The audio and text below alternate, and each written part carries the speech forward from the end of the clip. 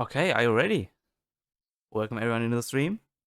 The lobby is toasted. We have an Haudenosaunee mirror. One of Kevin's mains. Not Kevin, it was Angus' main, wasn't it?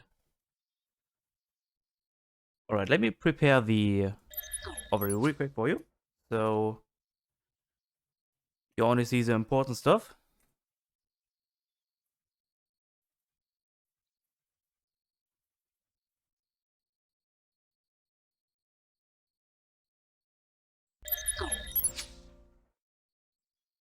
So let's have a look, shall we? But first things first, I need to up the volume by a little bit so that you guys can actually hear something, right? How's that? Should be alright, right? This should be better. Okay, so on the right side we have Frontline as Haudenosaunee, and on the other hand, on the mirror side of the map, we have the other Haudenosaunee. Kevin, having troubles placing the dog down. As we know, one of the hardest things in Age of Empires 3, placing down this dog right here. Oh no. Not like this. And remember that he's like, nah, screw this. I'm just gonna build a house. Nah, I'm not gonna deal with that. So, Frontline, I think they're both going for the... Yeah. Frontline indeed is going for the TP start. Whereas Kevin wanted to go for the dog start. But however, decided against it. Sorry for the cough. And made the TP start himself. Because he couldn't place the dog right around here.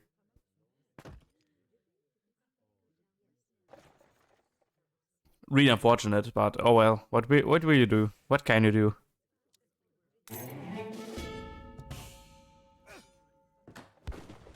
Picking himself a 90 food treasure right off the bat.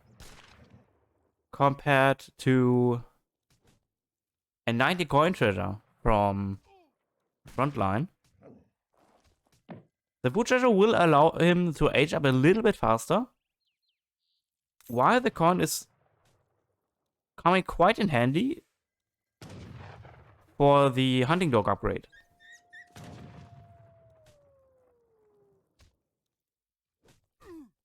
Six wood plus 90 food at 2 minutes, not bad though. Have a look on. Wait. I can't see the shit, can I? Ah, but this works, okay. Frontline 90 coin. Yeah, Frontline 60 wood. Kevin has 45 wood and yeah, the 90 food. Also 40 XP.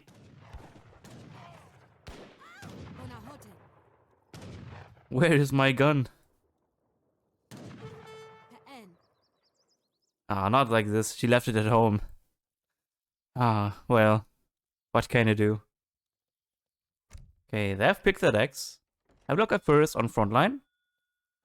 He has some anti-water deck, and he has specifically a deck for Pomerania, which is this map around right here. Fish market, a little bit of anti-water, not anything out of the ordinary. Maybe besides Medicine Wheels, which is a quite late game focused card. Yeah, and he also have a lot of siege upgrades here. All 3 cards for his siege units. While only having the ward attack. And no Kev upgrades whatsoever. Let's have a look on Kevin. He has no siege upgrades, but has therefore the cavalry HP and both warhead attack and HP upgrade, as well as the conservative tactics, which Frontline I think is missing. No, he has it. Okay. No, wait. Yeah, there we go. He has it. Okay. Frontline aged up fast, while Kevin is aging with the wise woman. So Frontline might opt to go for some H2 aggression, while Kevin, however, might opt for some greedy fast fortress, which is mostly tied towards the wise woman, because it gives you 200 food, 100 wood, and 100 coin, if I recall. Yeah. And a very defensive ward behind the base. And Frontline, his first card was the 800 crates.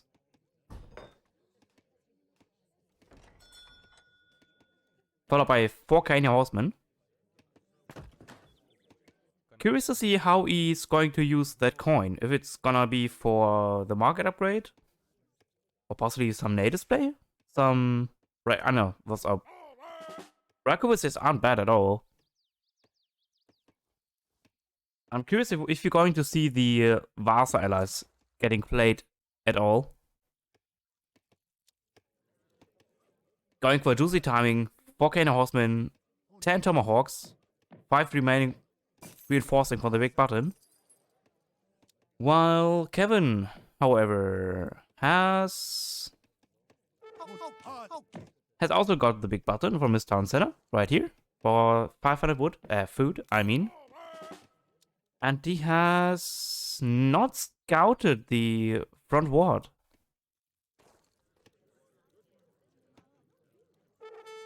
Unless he saw that, like the rickshaw, and then went back. And yeah, going pretty greedy here. 5 wills, 600 wood. Beautiful hurting right here. Like his hunt is right behind the town center. I could learn one or the other bit from Kevin here. Kevin going for the TP. Leading down this longhouse, which Kevin is not really worried about. Bishop would... Oh, interesting. He's dropping a coral, which allows him to train those Kenya horsemen, which are indeed very expensive. 100 food and 75 wood. Wood being the slowest resource together. Next shipment ready, inbound, and 7 hyenas on the way. While Kenya horseman being trained. He's not gonna get a huge batch of Kenya horsemen out. In fact, we only get a batch of 1 Kenya horseman out, because he doesn't have enough wood for this. At best 2. Which is all he needs against infantry ball, just to snare him so the hyena can do the DPS.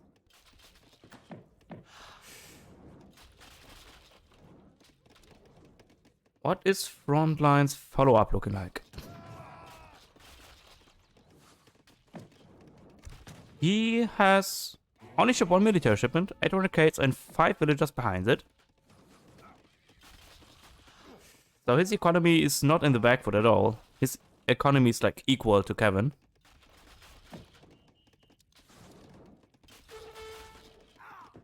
Looking to siege down the market. Not the best building to siege down.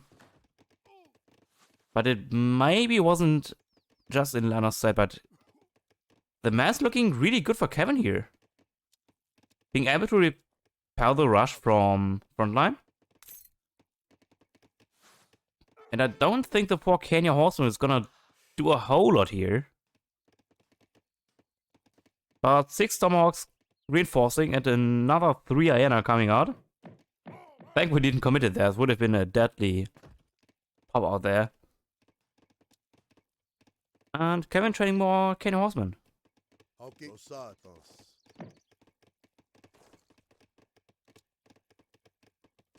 Frontline did not scout the stable, but seeing the 2 Kenya horsemen sort of gave it away that he has a core behind his base, so he doesn't need to scout anymore. Shipping 4 Kenyas behind it, this is gonna be actually a huge cav mass. 10 Kenya horsemen, 10 hyena, 10? 16. I can count. And 10 tomahawks. Gonna fight against 17 hyena, 15 tomahawks, and somewhere 4 Kenya horsemen. Uh-oh. That could be deadly. But he sort of doesn't want to push when 4 Kenyas is still in the way. Hyena happily trading away. Kenya horsemen connecting to the hyena.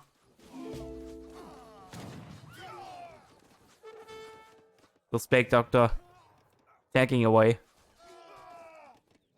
But where's the hero? Oh, he's dead. Oh no, Frontline hero's dead. That's 10% HP missing on all the units. Okay, this is gonna be huge. 2 cav flanks, one on the left, one on the right. Ayana doing the DPS on the Tomahawks. Not a lot of Tomahawks left, actually, from Frontline. Only 7, which isn't a whole lot. More Tomahawks reinforcing, and this mass is gonna dwindle really fast. Not even the ward can save him here.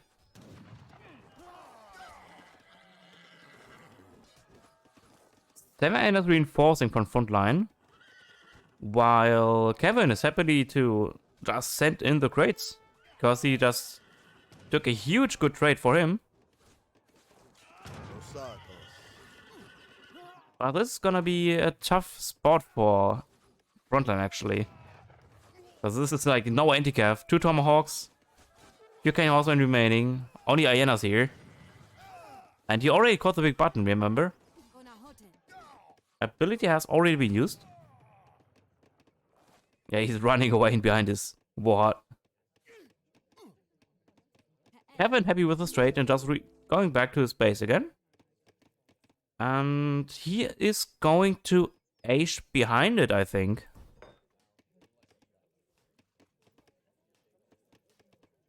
Dropping another ward for the defensive purposes, so it isn't as easy to rush. And yeah, he's indeed going for the A-jump. While Frontline is heavily committing to H2 with 600 wood. Maybe opting to take the DP line, or maybe even the Vasa allies for the 4 torps. Gives him A, housing population, and B, it's like a villager. Why not?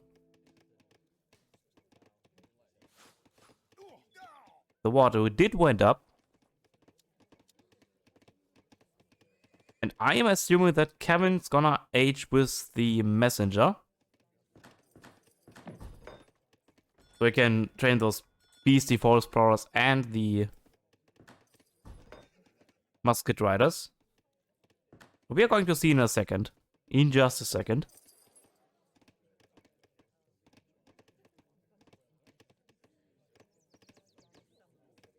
Any second now.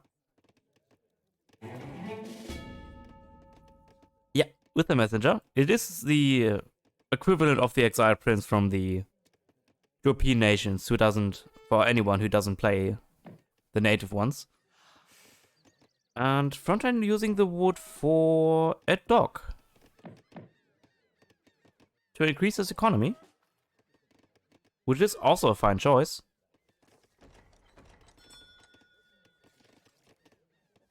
But Frontline has to do something, because once Kevin reaches the next age, it's gonna be really tough for those hyena to connect to anything. Because of the 4-range difference and the setup animation. Beautiful herding from Kevin. Another herd under his down center.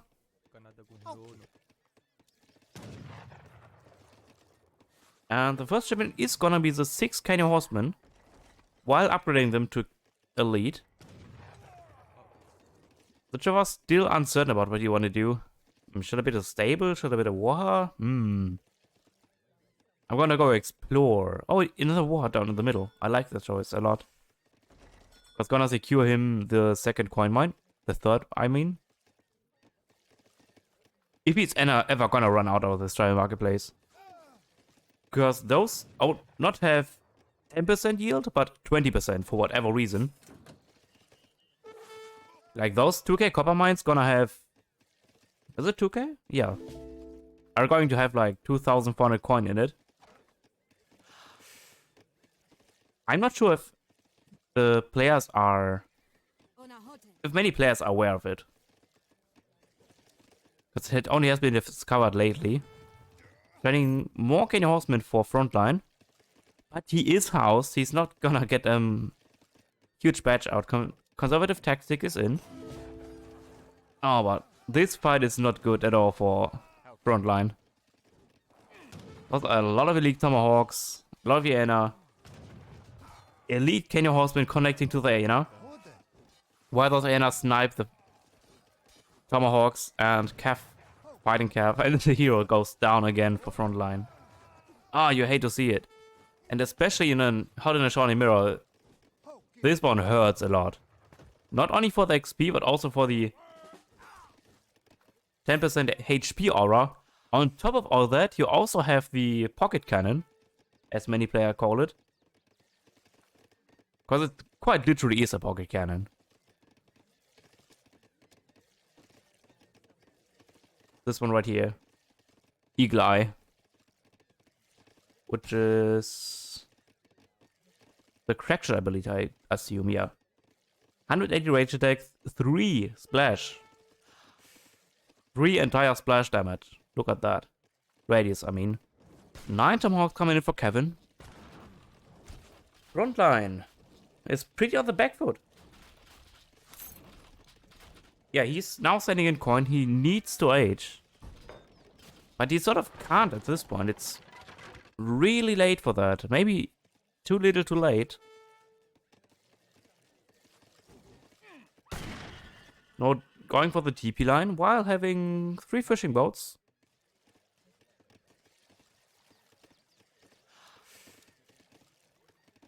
And having like a 6 villager advantage. Not huge, but also 2 TPs. Going for a canoe just for scouting purposes. I like that. And look at this deadly bush here. Bunch of forest brawlers, bunch of hyena, bunch of upgraded tomahawks. Which have now a better animation to attack. It was addressed in the latest patch.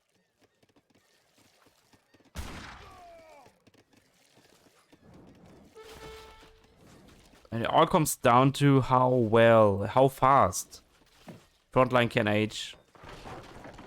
And how good he can utilize the unit shipments in A3.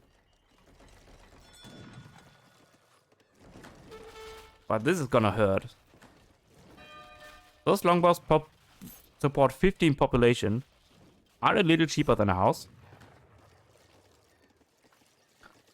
Means it hurts even more when you lose one. It's like sort of like the Chinese villages, but not as horrible. Going for a little raid to maybe force Kevin back. Because he needs every time he can eat right now. All the villagers going to the town center. Really rough for Frontline. Also a huge score gap arising. 5k score difference. Kevin shipping 8 forest brawlers afterwards. And that's victory. Frontline taps out. GG for Kevin. Well played.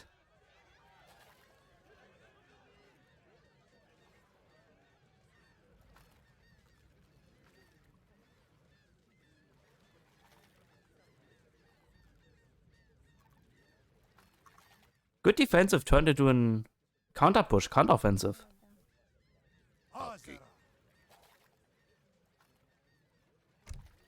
But Kevin certainly is one hell of a Hot in a Shiny player. He did not gather him, but the technology advantage from Kevin was just way too big. Upgraded Kenya horsemen, upgraded tomahawks, and forest brawlers. This is not gonna end well. Oh, thanks, Governor, for the raid.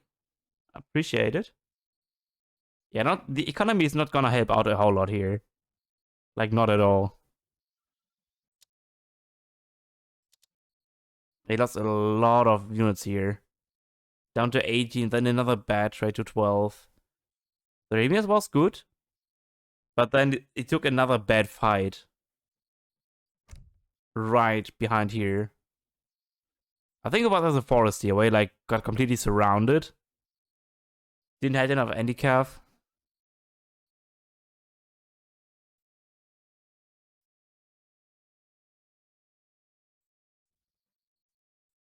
Okay, that's 1-0 for Kevin. Ladies and gentlemen, welcome back. Welcome back.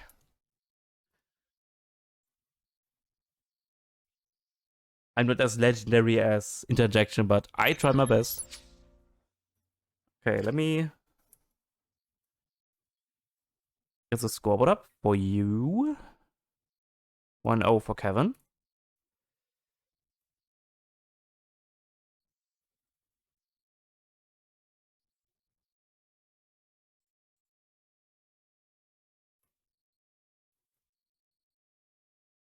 Exploring the backside. Wow.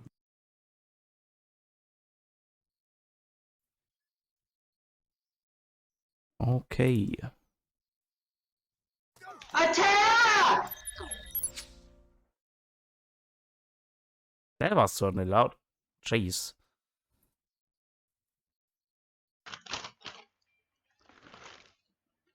I'm running out of baguette. I need more baguette. Fuck me.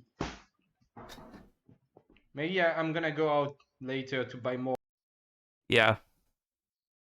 Go ahead and do that. Really important. We all know we need our baguettes. This I like a lot. This I like a lot. Okay, let's have a look and see if the next game is up and running. Certainly is.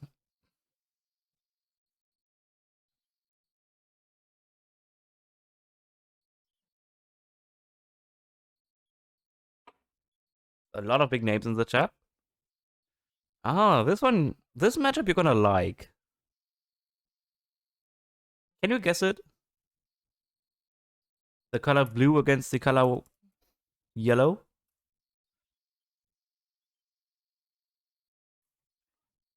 It's France against Germany.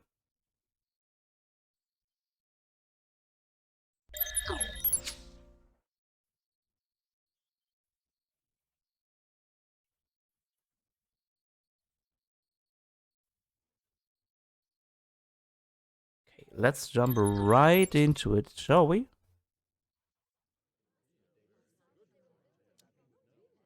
So on the right hand side we have Frontline with France. And on the left hand side we have Kevin as Germans. On Punjab, Nile Valley it was. Nile Valley, my bad. Haven't seen this map in a long time. In tourneys. This map has a few interesting traits. So this map is like easy to wall. With like 3 to 4 chokes. Has the Berber allies in his base. Each player. While also having access to the Sufi. It is actually a Dragoon unit. Which is a really nice unit to have against both nations, actually. Germans as well as France. Has a little bit of water. Not too much. Only a few fish in there. Also, drift fruit if someone wants to claim it for 20 wood. Might as well.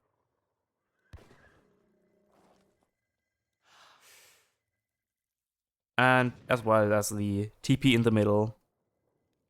France indeed opting for a TP start for Frontline, while Kevin is going for the standard, opening where you buy wood, you chop a little more coin for the... Actually, he didn't chop any coin. Did he got like a coin treasure? I think he got. 100 food. Oh, look at that. Huge pickup. Another 30 XP for Kevin. While Frontline only got 20 coin. So the H1 certainly goes to Kevin. Kevin's... Let's have a look on the decks. Pretty standard. Irish Brigadiers.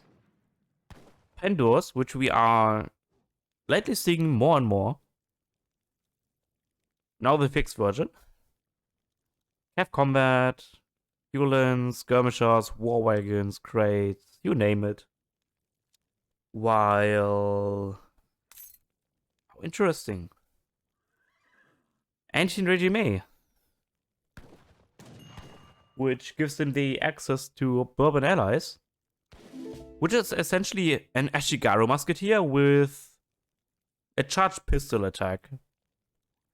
This one also gives you H2, essentially mercantilism, for 600 res, or 400. Really strong card. And he might actually opt for going for natives. Native treaties, native warrior combat, wilderness warfare. Also team range attack also counts towards the Ancient Regime. Has royalment and refrigeration. Wow. And about Arsenal. He is well set up for the late game. Going for 1420 age up. Let's have a look on the scouting pattern. He has indeed went for all 4 of the native TPs.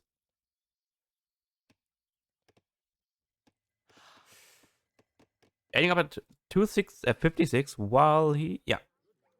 Not really competitive age up times. We are at like top level. So this is... just top-notch gameplay here. Switching all to wood to get the TP during transition. Another shipment ready. And Frontline doesn't opt to go for the natives quite yet.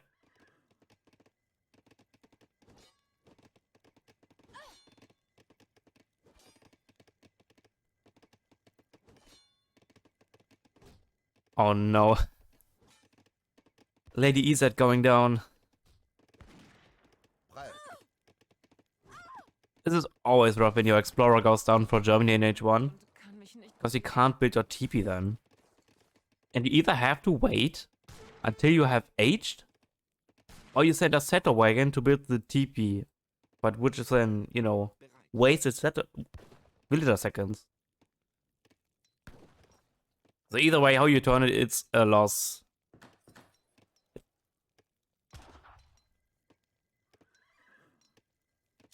Oh, let's look. Frontline. Oh, nice. Actually going for the Berber allies first. Not building it manually, just building it automatically for 100 food, 100 wood. I'm guessing he's gonna soon pick this TP also up. With the 400 wood. With the quartermaster. Kevin also aiding with the quartermaster. Pretty standard so far.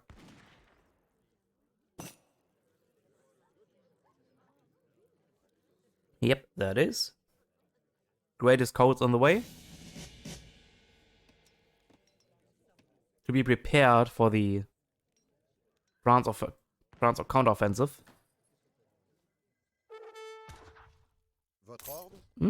He's not going for it. He's training Berber camels, which are exceptional anti-cav.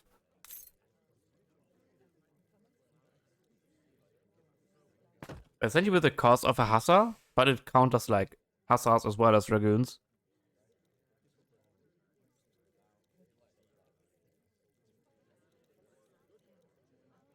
Getting steel chaps? Yeah. Wow, interesting.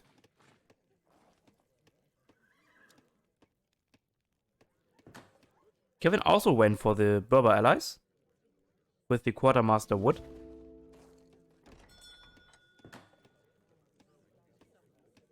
Opting for crossbow start. Interesting. Maybe he's scouted that, or he's like sensed it that Frontline went for the Berbers. Getting a batch of 5 out.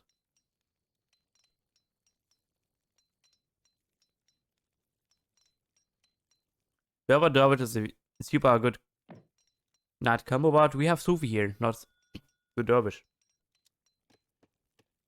Which are, again, another Dragoon unit.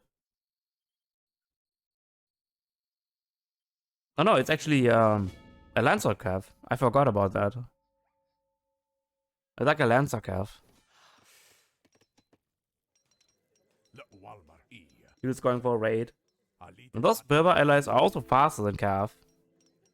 So you can't escape them. Setting 7 a coin afterwards. Maybe going for a greedy fast fortress here. Frontline, that is. While Kevin is opting for more of an H2 play. Setting 7 wood first. Sorry. Training more pikes, Berber nomads. And Lady Izard yet again goes down. Cannot quite pick up the basket of exotic fruits. RIP. And I forgot if those teepees were separated or if they were connected. If you upgrade one side of it, upgrades also the other. Pretty potent mess here. From Kevin, that is. 4 units, 8 pikes, 4 crossbows. Able to repel the push of the fronts. Going for the stagecoach, aka caravan trade.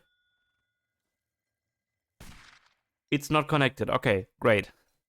That's good to know. Because I would have been worried otherwise. More crossbow on the way. Building even a church. Interesting. Maybe it's an adaptation towards because he lost the Explorer in H1. So he's like, no, I'm gonna build a church so I can have my XP trickle. Going for a second Rex. What is this? Is it Malta we play here? Frontline now having both of these on wood, aging up with the Exile Prince, I believe. Yes, it is indeed the Exile Prince. While Kevin is stuck in H2. Oh, look at that. Huge raid. One wheel going down. Another going down. And this one is a Berber Nomad. So this is like essentially a CDB that just went down. 120 resources. 150 even. Oop. That hurts. That hurts. Trading more bows and more pikes. And yeah, he knows nothing. He has no idea what's going on. He knows that the TP is upgraded. The TP line here. But he has no clue what else Frontline is going for. Now has H, has a shipment ready. Went for amalgamation, super greedy. 7 skirms, more skirms being trained. But Cam is like, nah, you're aged, not in my book. I'm gonna punish you for that.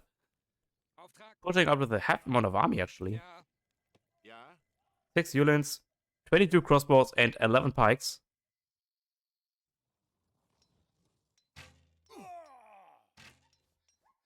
Those are light cavalry, so those get countered by crossbows as well.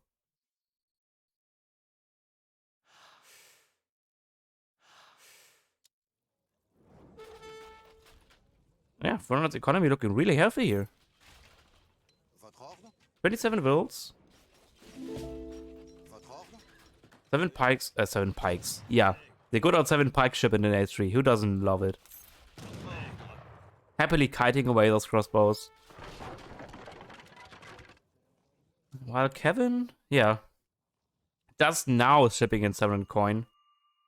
And aging up in like 10 minutes. Really rough. So Frontline certainly does have the tempo advantage here.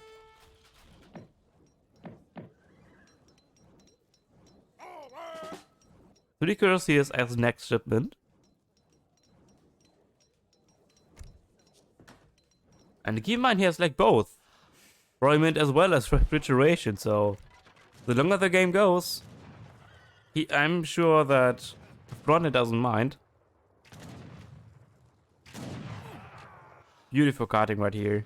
Abusing the range advantage. Utilizing it more so.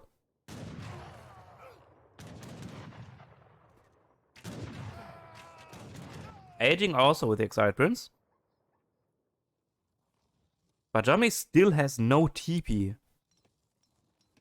Like with TP, surely he would have gotten another shipment ready by now. Going back with his army. Didn't accomplish as much.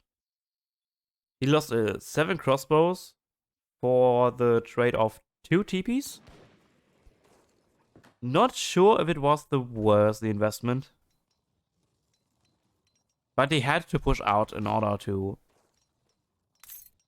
not let Frontline freely ship, 1,000 wood, 1,000 coin. Did he got church? Yes, he went church. But the church is only quote unquote 0.7. But I suppose with the trading post in base, it is sort of a TP worth. But look at that push here.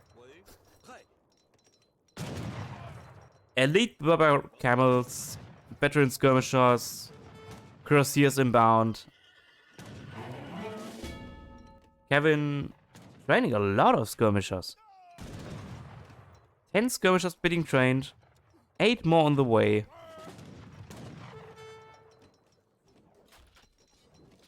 His strong economy allowing himself to do that. Yeah, he doesn't have amalgamation compared to Frontline. Frontline now again has both TPs. I assuming both on wood. No, one on wood, one of an experience. Might forgot to switch it back. Getting gangs on floating a lot of resources. He's housed because he shipped the 5 goons.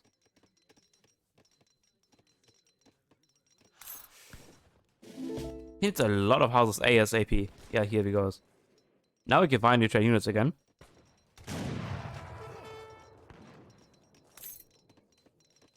And the mass of Uhlans is slowly starting to build up. Kevin hasn't traded a single Uhlin so far, but he has a mass of 11. Just from the nation bonus that he gets +2 Uhlans from H2 shipments, +3 Uhlans from H3 shipments.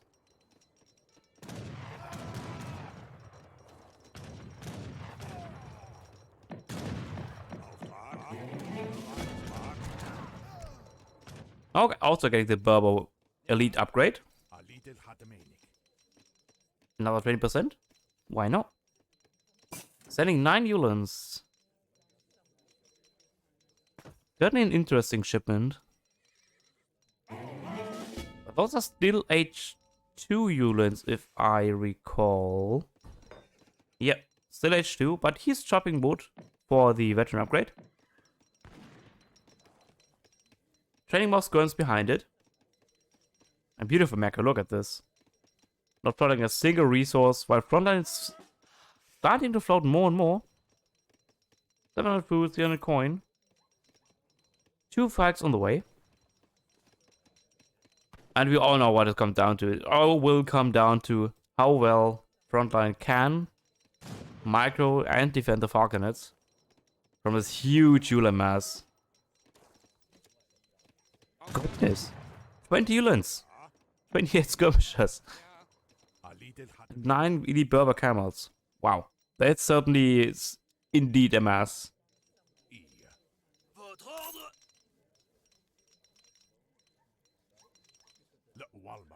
Ron has good handicap himself. Utilizing the choke here, get a nice volley off. 2 kills. A lot of soldiers being wounded.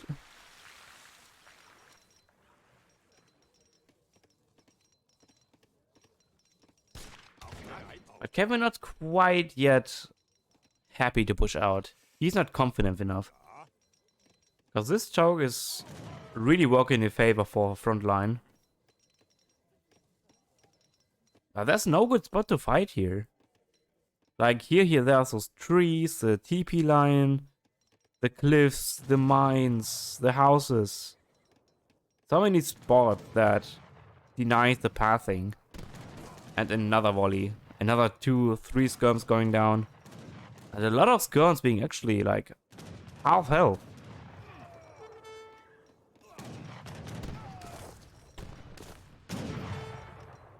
Now we see the engagement. Yulinch charging in.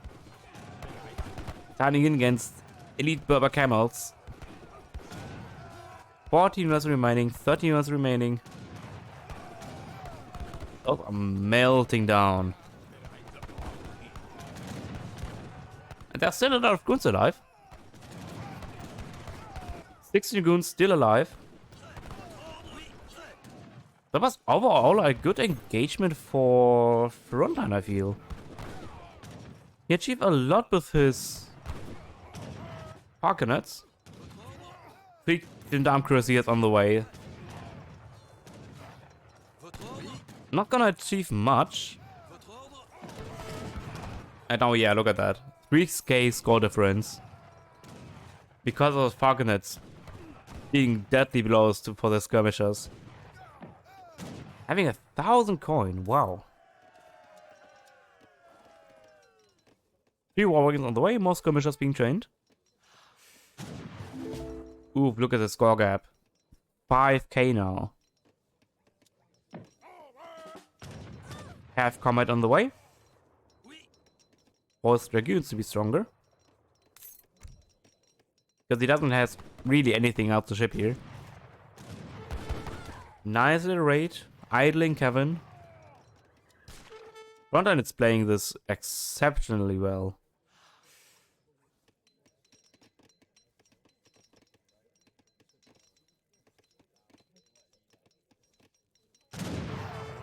Skirmishers happily trading away.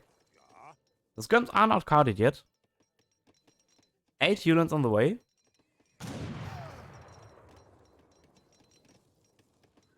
An artillery foundry, interesting. Ah, that's why he's shopping so much, gathering so much coin, because he wants another fuck pop. That's how it is. Kevin knows that, and he's on top of this. And look at this Dragoon mass. 19 Dragoons.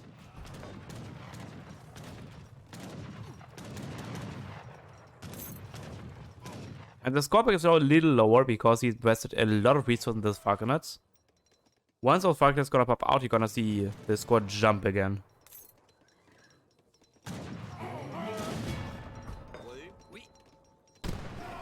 Boom, huge volley. Oh god. 6 skirmishers going down like that. Might as well throw it down the drain. Oh, but he scouts that. This is a juicy raid. And this Alba's not gonna save it. Oh god. That's a lot of hits going down. He might have still a game. Oh no, he's retreating. He doesn't want to commit towards that. Only losing 4.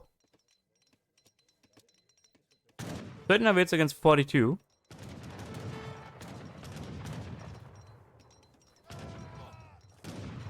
It certainly is greedy to gather right here, right in front of the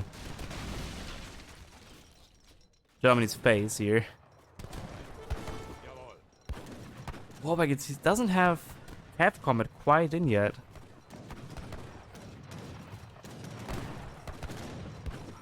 All of the Falconets still alive. Oh no, 1 went down, only 2 remaining. Another goes down, but those Falconets did their job already. Not a lot of mass remaining, and Kevin taps out, GG.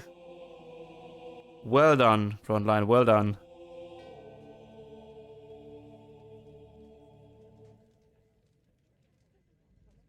So many mines on this side, yeah.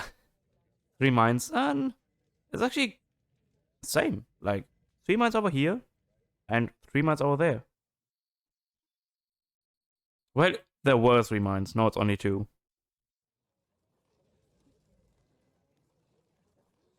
2 being on the cliff here, and 2 being on the cliff there. So, the mines were evenly spread out.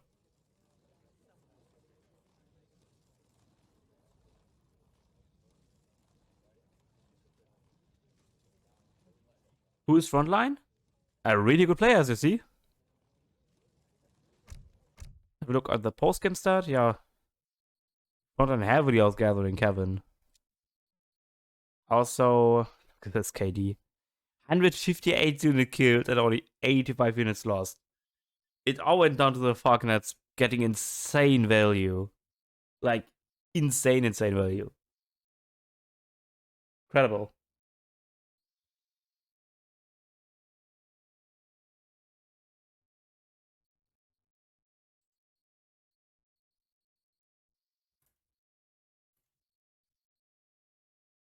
Okay, let me update the scoreboard.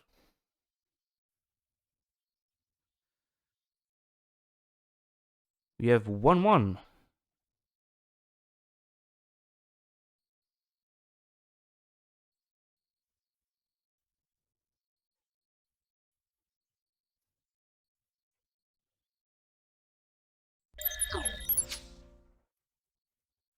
Okay, let me have a look if the game 3 has already started.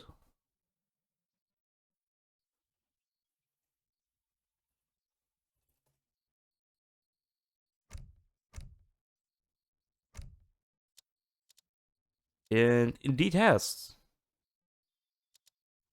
On Florida.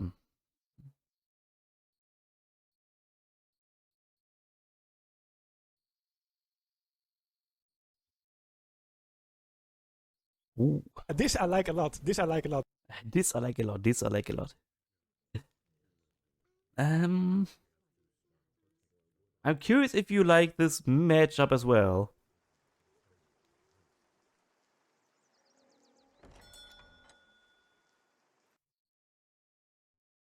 I don't think you would ever guessed it.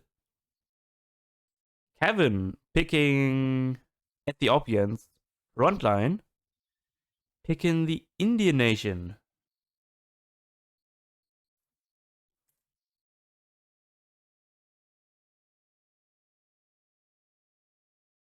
Italy's banned. Yes, Italy's banned.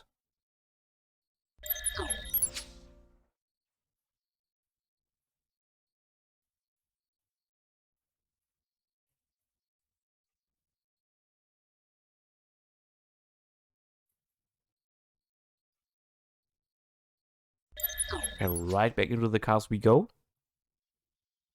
As we said, Florida.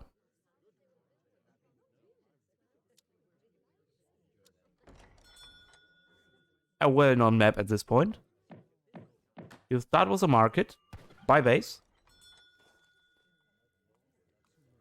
Not as useful for the African civs as it is for European natives and Asian civs. You have water, you have 4 wilds, you have good bow natives. Tupis, Seminoles, and Caribbeans can spawn here. Also have a lot of livestock here, so both nations are exceptional picks here. Ethiopians can utilize the cattle to trade them for wood and coin, or eat them if they have to. And India, on the other hand, gets XP for every sheep, for every livestock they have. Going for H1 market upgrades, I like that a lot. This I like a lot, this I like a lot.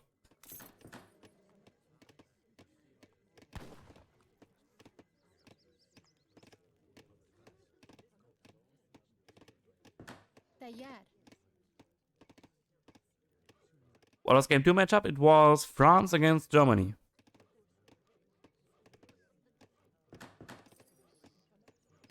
Have they picked that deck? Is he going for a 10-10? Surely not, right? No, he built his house. Kevin, yeah, doing the standard, you know, you set a cattle at 150. Yeah, right there. They can train the train? I mean, I guess you can call it train village dogs. He's not doing so. Maybe he's forgetting about that. No, you still want 5% gather rate. Oh, Kevin, not like this. Frontline, let's have a look on the decks. Pond AA. Sorry. Then distributism, yeah, it's looking like standard India deck. Besides having a lot of elephants. 2 siege elephants, 2 and 3 mahouts, elephant combat, and less population cost for the elephants as well. 7 Anarumi, 2 Mysorean rockets, little bit of anti-water, even having the fencing school on it. Interesting. So Frontline always have like 1 or 2 late game cards to be prepared for like everything. I like it. While Kevin, on the other hand, still didn't got his village dogs. As H2 tenure. A little bit of anti-water as well. And otherwise pretty standard. 4 builds, crates, prize pool, unit shipments. More unit shipments, head infantry combat. Tenure damage. Yeah. And Somali allies. Insane shipment for just 500 res. Cool, I take that. And look at this late age up. 315 because he didn't went for the village dogs. This would have sped up his age up 1 by a lot. Frontline is already aging with the Kanimata, which gives me essentially ego theory on top of the wise woman crates, essentially. Everything in this radius gonna have the economic theory bonus. 1 mine, a hunt, a lot of trees. He might could have placed it over here. Sorry. Over here, more in the middle. They could have gotten the second silver mine, maybe.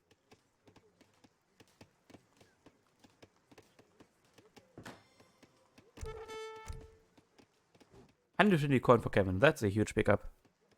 That's another strong side about the African civs. Like with African civs, you have no trouble picking up like huge treasures. Something like... This is a bad example. We have a good example here.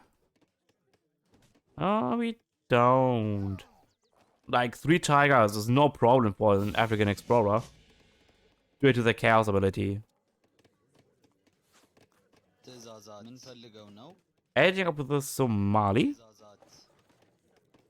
Pretty standard. Frontline aging with the Kanimata. A little late, but so is Kevin.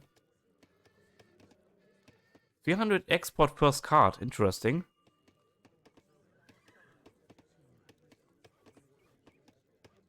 Getting more market upgrades. Playing pretty greedy. Placing a Rex behind the base. Playing defensively. While Kevin is doing the exact same. Native embassy in base.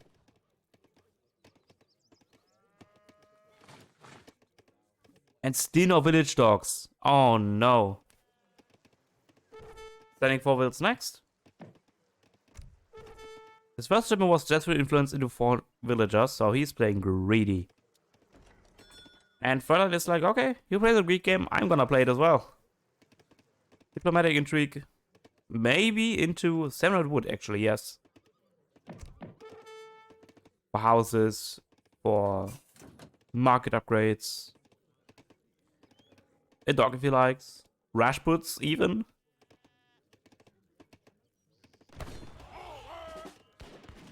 The beautiful front market, you gotta love to see it.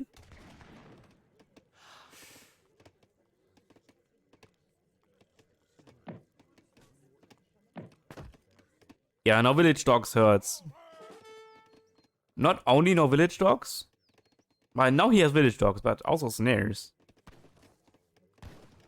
You surely can afford it, especially as African stuff. You can sell a cow and there you go, 10% for free.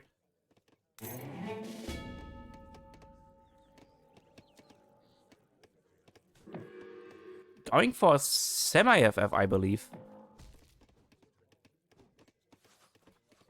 Judging by the macro here. While Frontline is playing it out in H2. Messing Gurkhas. Got a batch of Cav here. Of Delhi's.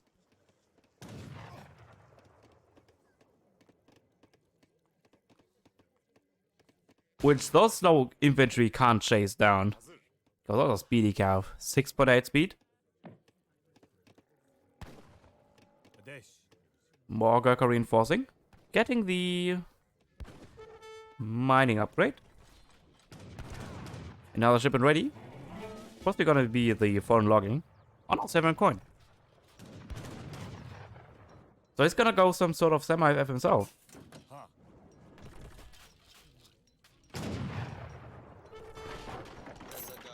Coin has arrived. Gathering it up. Gets Kenya and Darut militia on the way. To snipe around. They do outrange. Like any H2 skirmisher.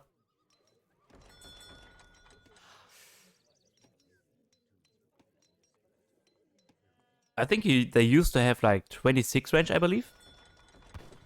Might have been tuned down to 22.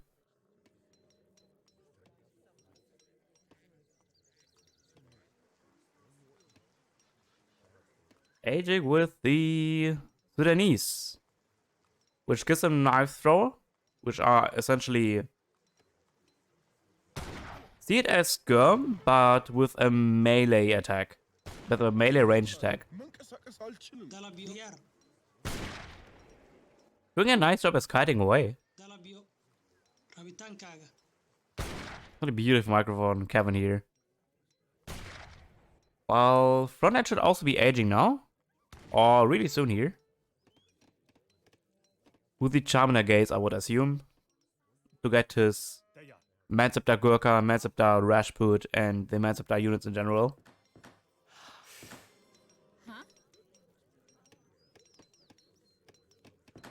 And it is indeed the Charminer Gate.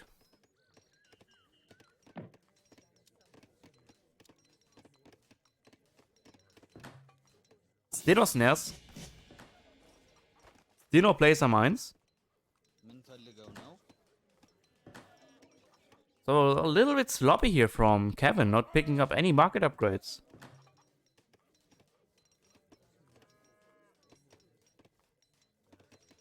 Seven F10 on the way.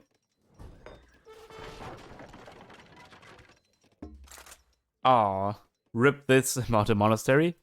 Got sieged down by those Rajputs. But then almost halfway through aging.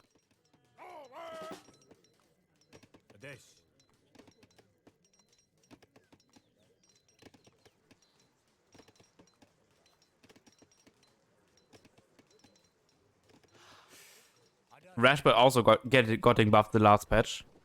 Insane of a unit. And one thing about African civs is that all natives, all outlaws, all mercenaries shadow tag to the next age. So if you would have gotten, for example, those blowgunners, they are elite. If you would have gotten the Seminoles, those would have been elite.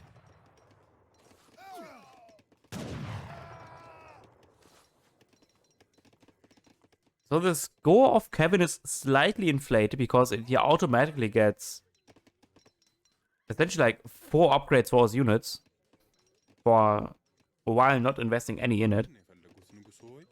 Has researched the veterancy upgrade for his Neftana, Gas Kenya, and Shouter Warriors, I believe. Yeah. Getting raided whilst being really pesky here.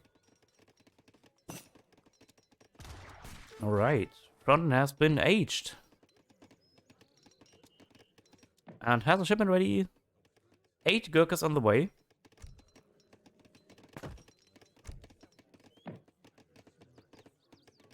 Huge mass from Kevin. Holy. Chunky the best mortar on the way. Yeah, Nightingales, Kenya, Sudanese, Darudes, and Aftenia. Yeah, they're getting +1 range for each upgrade. So those have now 23 range.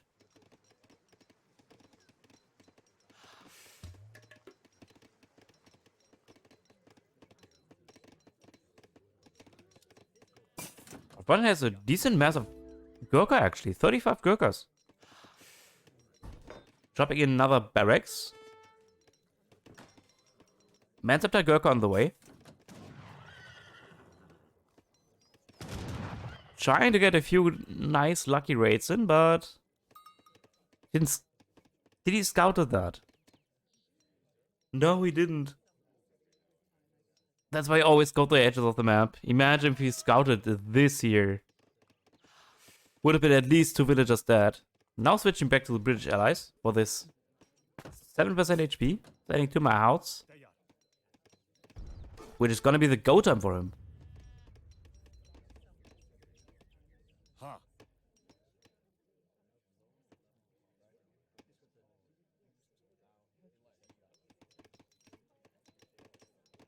The best mortar slowly creeping forward. 2.5 movement speed. Quite a snail, ain't it?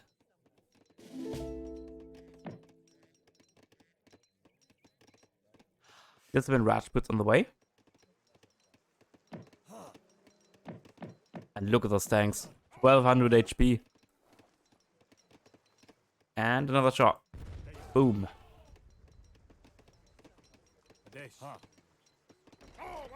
And one thing I'm always curious about is when you pick the... Like, they have like 2 different versions. The solid shot and the explosive shot. I'm curious when the explosive shot is more valuable than the solid shot. Oh no. Those elephants gonna connect and, yeah, rip this mortar.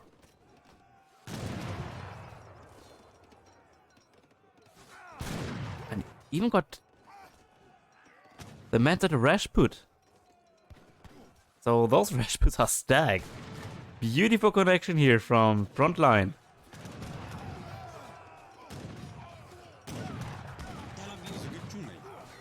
Rajputs connecting, also are like DPS machines. And Mahout's still alive. Huge cleanup for Frontline. Holy crap. This went as well for Frontline as it could have been. Rajput snaring away. Elephant still alive. Mahout still alive. Huge win for Frontline. Holy. And now sending the 3 Mahouts behind it. Here comes the second wave.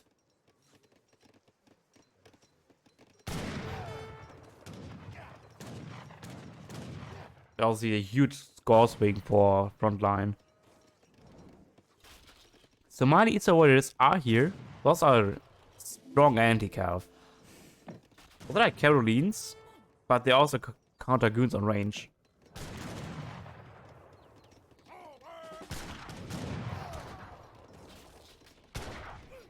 Let's have a look on Frontline. He's getting shoulder warriors, which is a good call actually. Not a huge amount of Rajputs.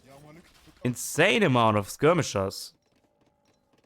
So if those connect, those could have been like huge wipe. Team out in. Getting a good connection on those Darudes. And here are the shodels. Let's go. Beautiful connection here. Beautiful pop. But not quite enough. The mouth's gonna be dead. And suddenly he's looking really scary for Frontline. No. You overextended there. Elephant combat while no elephants are in. Not the card you want to send. Any card would have been better than that. Oh, it's insane of a unit. No shuttle. Yeah, high infantry combat also in the way. Oof.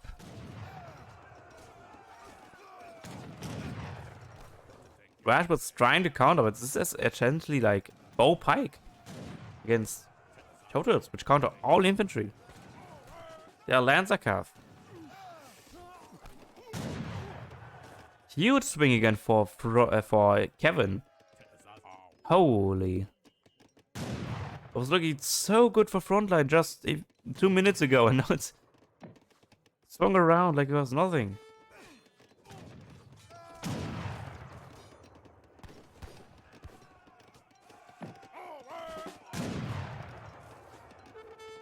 Yeah, those are like Lancer Cav that attack faster and have smooth pathing. The smoother that you can get. Similar to Team Runners. Also have insane pathing. Which is one of the main flaws of cavalry. Sometimes they just can't connect.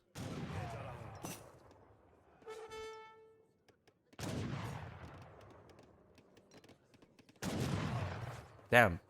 Really good combat from Kevin. He has no cattle anymore. Well, he has 2 sheep, but he has no market. More Derut Somalis on the way.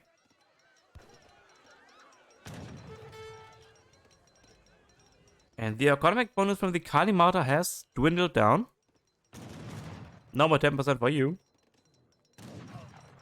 9 sepoys.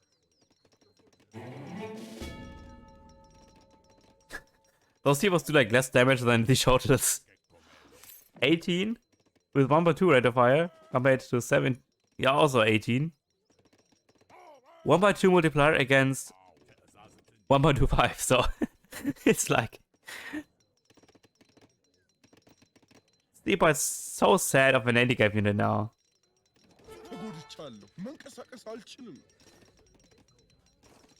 At least I got a nice pickup from this hero, which gets revived for free from the TC.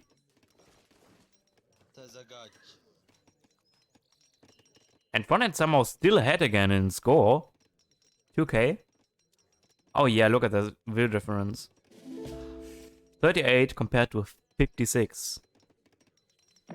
Now adding a dog. Intelligent and smart play here. Some Rashput's rage, maybe going for it. Oh yeah, he shipped the 8 Zebo Kettles and Livestock Market shipment.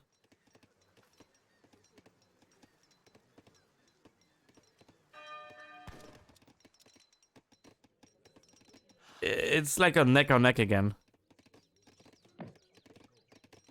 Offensive Livestock Market again. Ah, Kevin.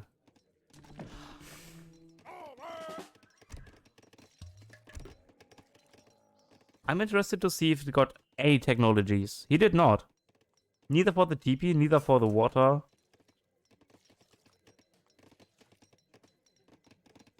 He just invested it in pure military.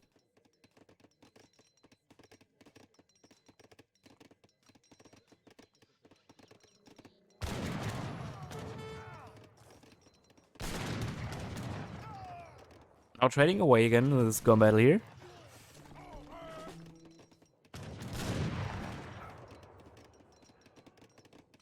And I think the composition wins goes towards Kevin, I'd say. With a lot of Shotels, Somali Isa Warrior, Darut Skirmishers, wear around the composition. 1,000 coin in.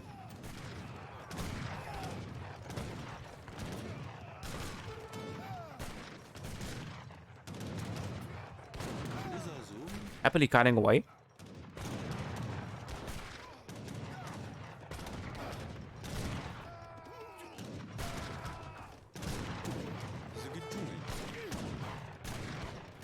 Big stomp here. A lot of units getting stunned.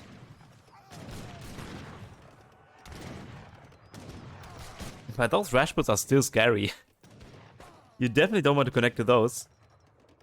Ah, that's a Man Scepter.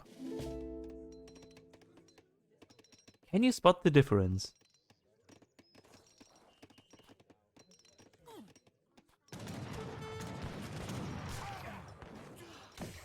have fun trying to snipe the Mansapter unit here from the Rashputs.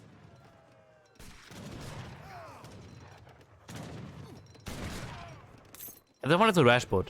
This one is a normal pike. 210 attack at 210 attack, yeah, surely. 210 HP and 23 attack. With a faster rate of fire as well. Normal units have a melee rate of fire of 1.5. This one has a rate of fire of 1.25. And this one is even faster, 1.2.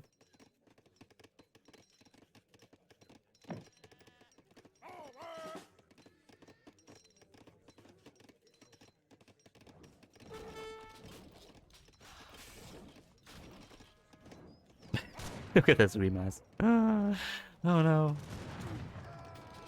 The hands are slowly running dry. And yeah. The huge amounts of shot is gonna connect now. Trying to kite with those Rashputs, trying to snipe them out. Is it gonna be enough? I don't think so. This is gonna be a huge cleanup here. Anti-Cav is gone, connecting to the disciplined Gurkha. A few Sepoy reinforcing, but this is not gonna be it, mate.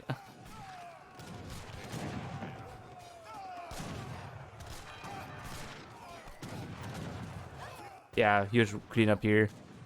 Now getting the villagers. Yeah, the economics, yeah, this is game. Kevin wins it.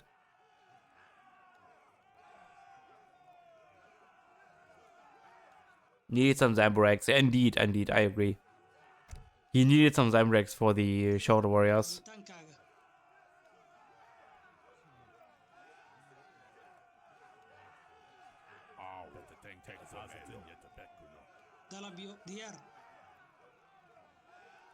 Frontline did a really good job there, I have to say. Outgathering.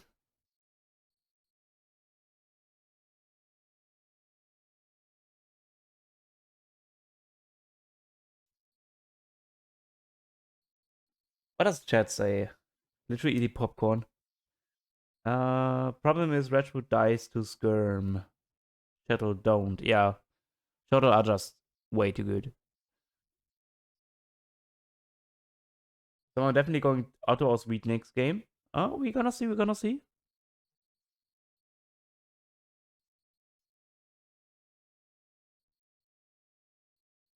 I would guess that the next game is already up. So let me update the scoreboard real quick. So you are up to date.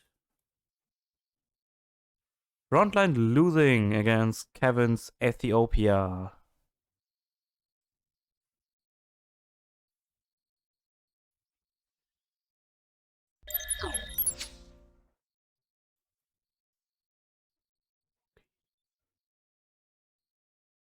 Okay, so let me have a look on if we see the next match already.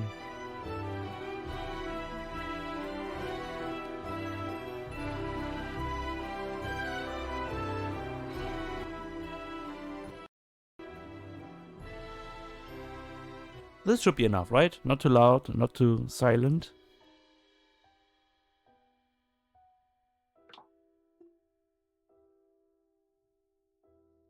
Emote only for 2 minutes, let's go. Spam all your emotes you have. Who's gonna have the prettiest? Hmm?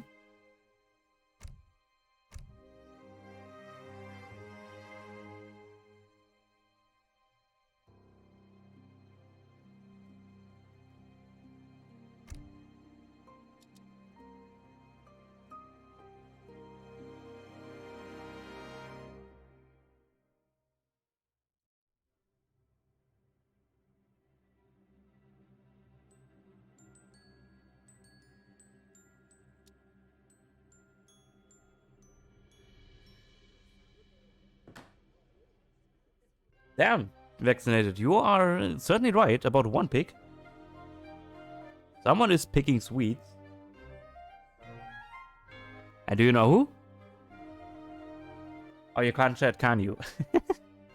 It's Frontline. It's Frontline that is picking Swedes. And Kevin is picking, indeed, India.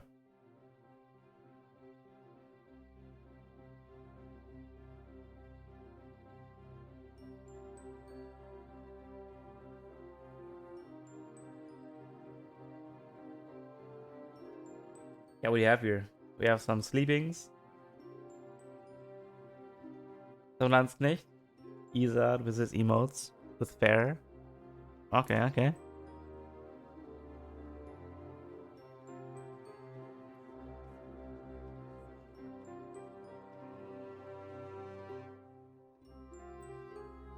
Okay.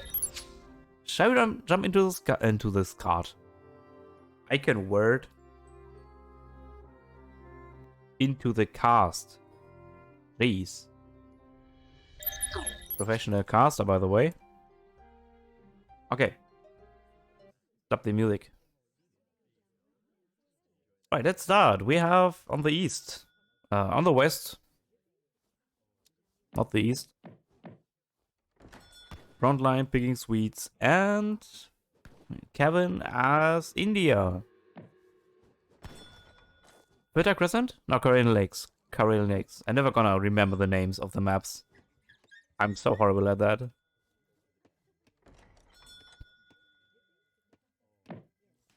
Both interesting picks. We do have the House of Vasa here. Or do we have it? Oh, we don't. This time around we have the House of Oldenburg. Which is giving him essentially CDBs. But they are also an anti-skirmisher. It's like an anti-skirmisher villager fusioned together. And then you call it Royal Hunter.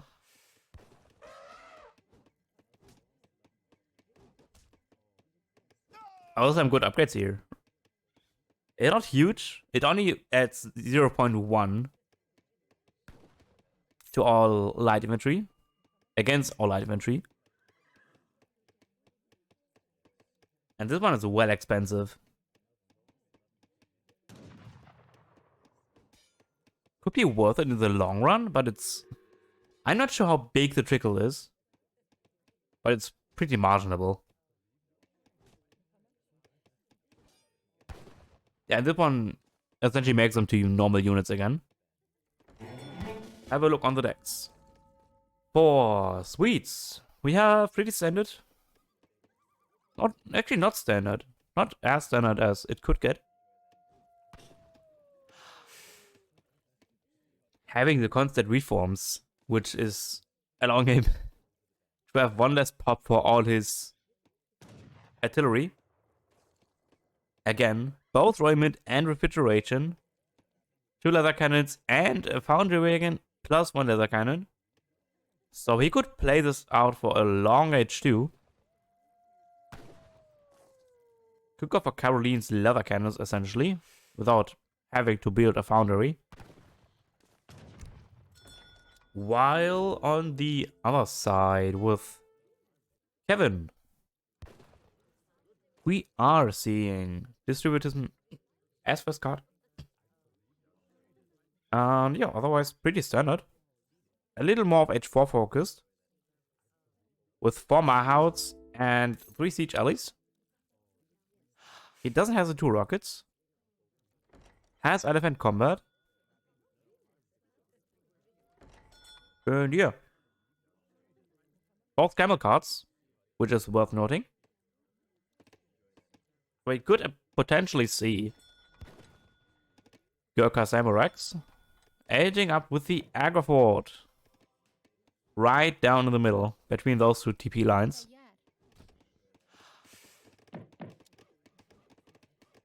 Frontline also aging with the Governor, which gives him 200 coin and an outpost wagon.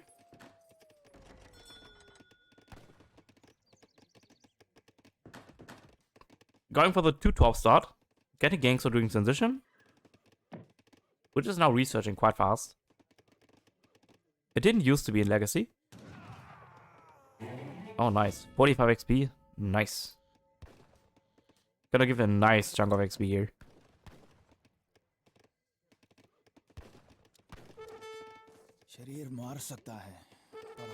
Wait, did he die? Why does the hero die?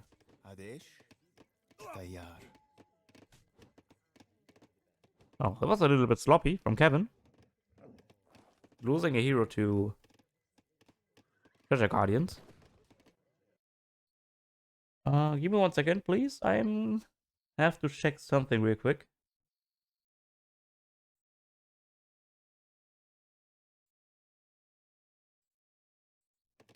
Wait, are we done?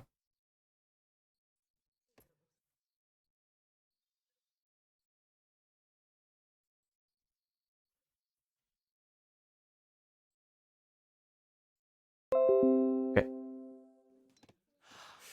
Sorry for that. I needed to do something real quick on the chat. Okay. So, A-Jab is in. Same is for... Oh god, look at the walls. Not many walls, but very effective ones. Securing like the entire flank here. Trying Rashputs to siege down the torps.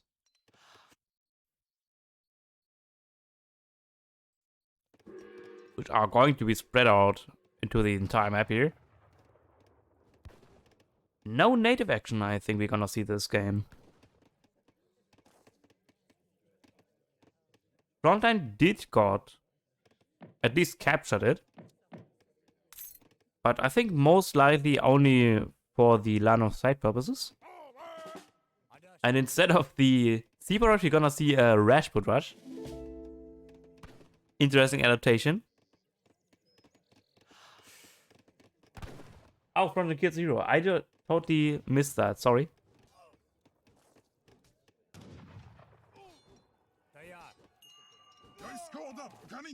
And so did Frontline. Who's casting? Me. The voice. Yeah, thanks, chat. Nicius, that is. Getting another good treasure here. 45 XP. We'll just give him actually the next shipment. Ah, not quite. Going for 300 export. And more wolves going down for Swedes. But not without a loss. 1 will for 5 wood. I wouldn't take this trade.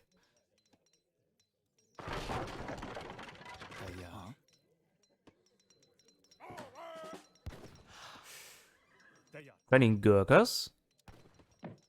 Frontline is doing sweet things. Massing Carolines. While also getting torps everywhere on the map. Ah, not quite. Only on this side. I would have liked if you could have like squeezed a villager or sneaked him behind, you know, on the edges of the map. To get some torps down over here. Really pretty standard stuff from Swedes, like 3 volts, Dominions, 700 wood, and now dropping the Foundry +1 leather cannon to deal with the Gurkha.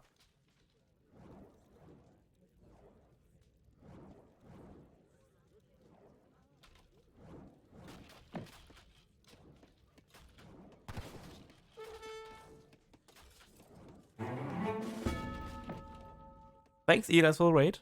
Much appreciated. Currently, we are in the front line against Kevin. For all who are joining new here. Currently in the top right, you can see here. 1 to frontline, 2 for Kevin. Foundry going down. Oh yeah. I forgot it also sends in 1 leather cannon. Which is like countering everything India has at the moment.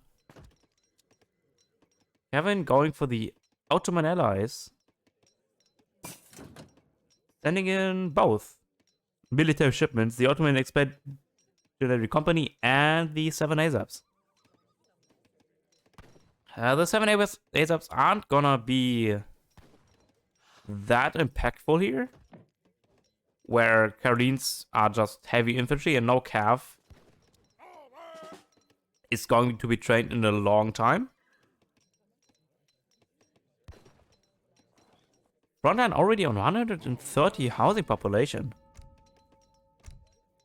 Not bad for the start. Sending in Engelberg's Ironworks the next card. Slowly starting to stack a little bit of food. And there we go. H2 cannons. Killing one unit after the other.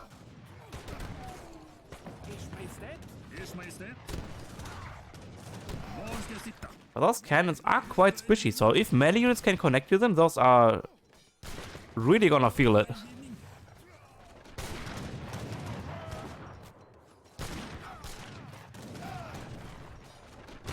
And all the leather cannons are indeed down. That's what like the entire Swedes had against the Indian mass.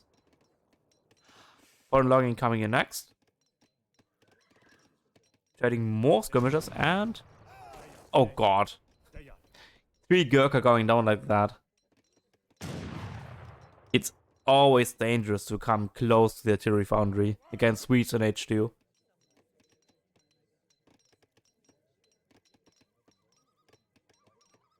Did Kevin GFA? No, he did not. He doesn't have good faith agreements in his deck. He only has diplomatic intrigue.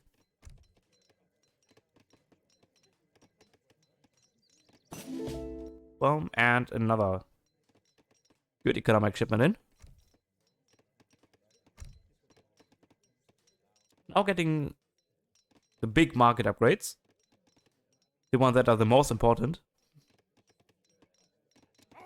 Going for a Sower and Gurkha composition.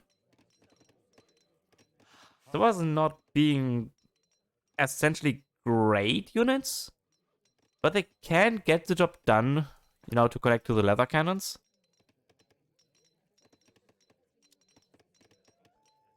Frontline really exposing his army here. ASAP's going for raids, looking for exposing villagers. Like, this is a dangerous spot to push in. Because remember, this is Agrafort. This is where the reinforcements are trickling in. Unfortunate that one server is gonna hit the demise. More leather cannons and Carolines being trained.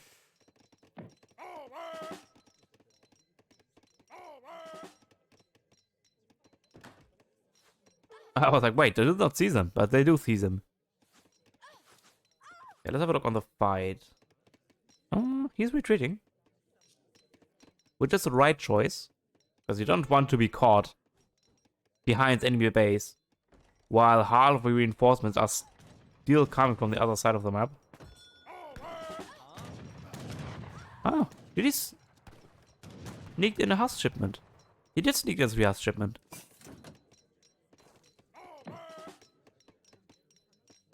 Must fuck H2. Woo, let's go.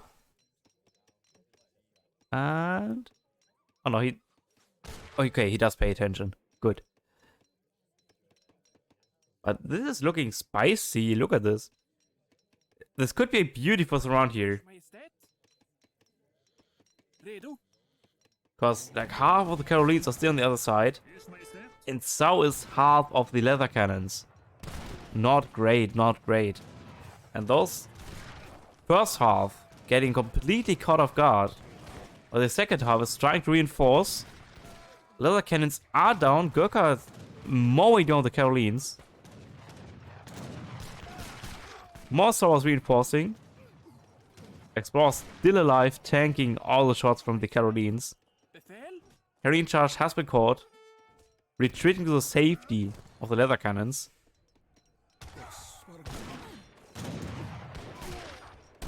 Sending someone to coin behind it.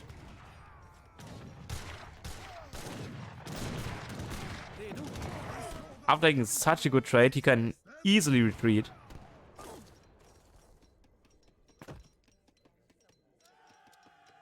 Kevin training Gurkha Zamorak now. Which is one of Swede's weakness. That they don't have an effective counter against Dragoons. But those swords don't have a ranged multiplier against artillery on the other hand.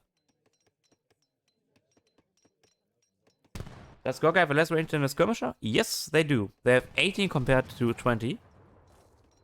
But the range does get upgraded by 1 for each upgrade. For veterancy, it's 19. For the guard, it's 20. And so on. Ah, but you can't engage 5 leather cannons like that.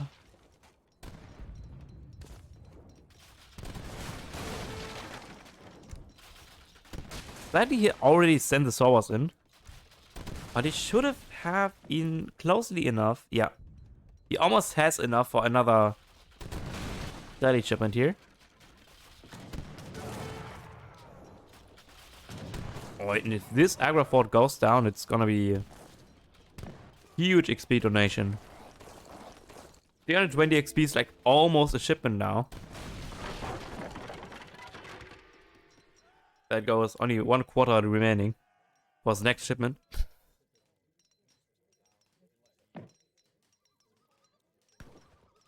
Eight 3 leathers will take 3 cold shots. No, they only will take 1.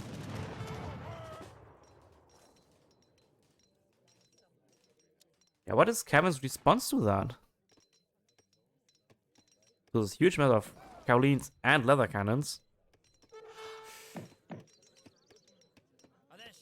Doesn't have quite the mass to answer this Caroline and leather cannon. Oh no, he's donating more and more skirmishers to the leather cannons. Yikes.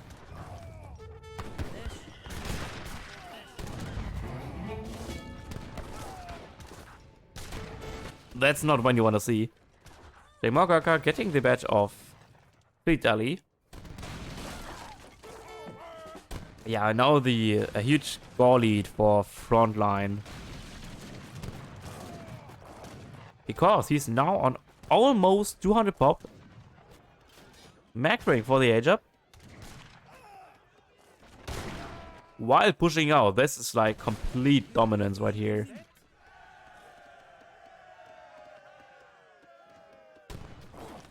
Aging up with the Exile Prince. The fast age up option. Sending blueberries, which is around the time where you want to send it in. Ideally, you want to send it in around the 12-minute mark. Because this is when your starting berries starting to run out. Conflict going down. Keep in mind that he has the light gun carriages, which is upgrading his leather cannons to infantry guns, which is a huge step. Giving more range, more HP, more speed, more everything. Veterancy for the Carolines are inbound.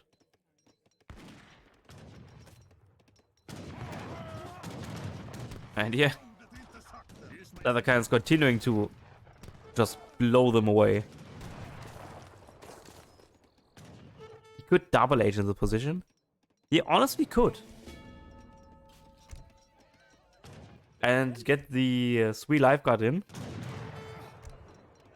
Or even tankier Carolines. And that is the light gun carriages. A little bit exposed here. Oh, he got yeeted. One going down.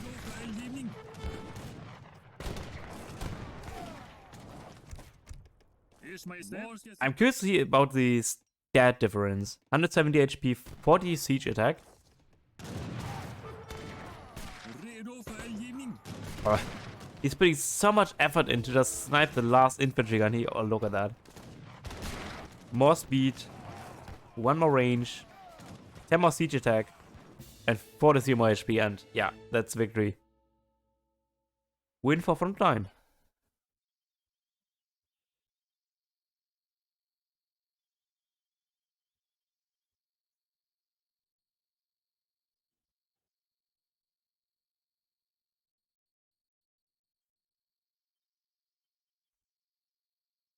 Why did he not make sepoys?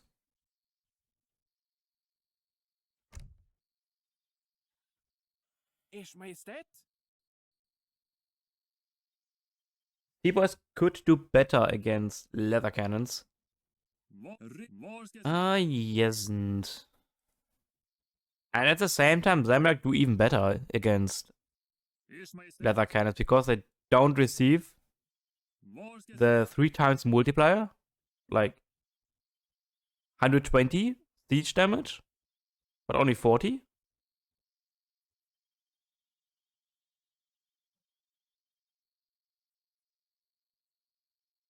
But Sivas also win against Caroline, so Sivas would have been the better choice here.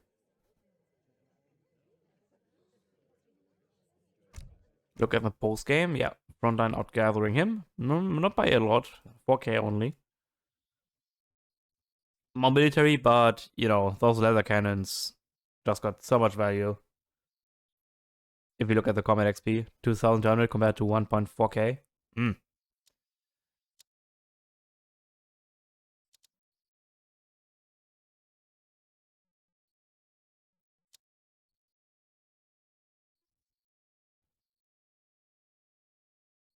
Will count. Yeah, not a huge lead for Kevin. Losing few wheels here and there, idling a little bit here and there.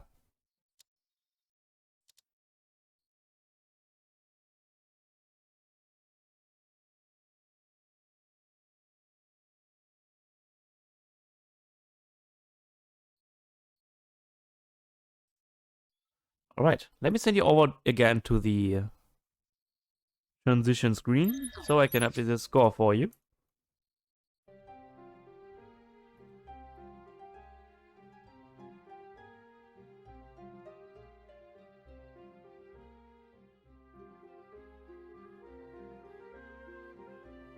It's now at 2-2.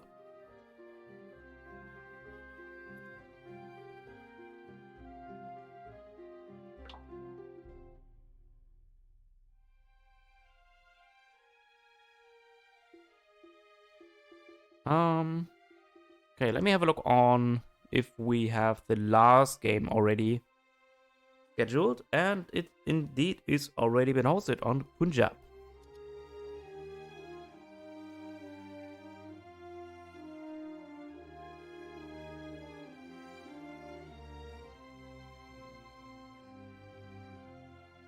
Ooh.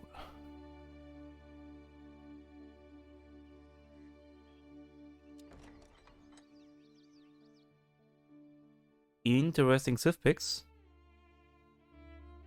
Haven't picked the Maltese and Frontline the Germans.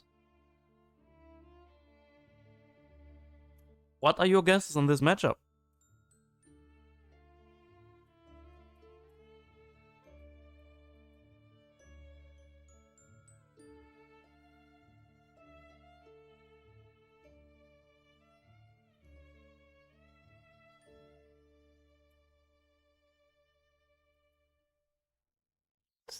Sending you over right into the cast. Alright.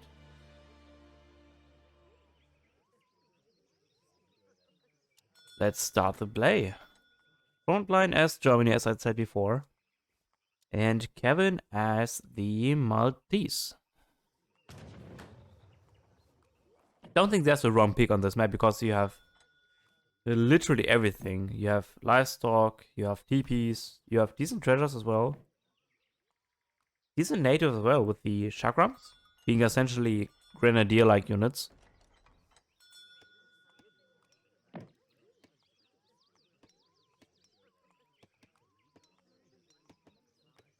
It's more like Punjab because okay. Why is it spelled like in you then? But oh well, back to the cast.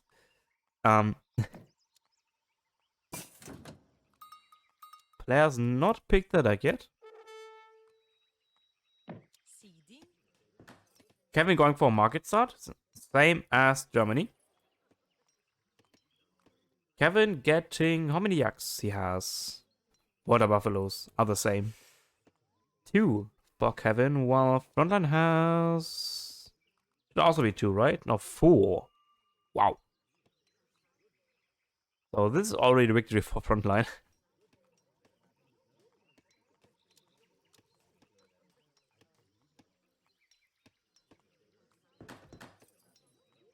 Yeah, going for the hunting dog start. There's also a start where... Yeah, this is a start I meant. I think he's going for a market and a TP. Like the greediest H1 start you can go for with Malta. The deck looks pretty standard to me. Crossbows, sentinels, crossbow upgrades, sentinel upgrades, even more crossbow upgrades. Trip to Jerusalem, a lot of crates. German tank and Wagner construction. Also armored pistoliers. This is one card you don't always see in multi-stack, I believe. While Frontline, on the other hand, has... Again, like 2 mid to late game cards. Frontline really likes his ego upgrades cards. Duration, Silversmith. And interestingly has the H4 long-range infantry hit points upgrade. And the Eula in combat as well.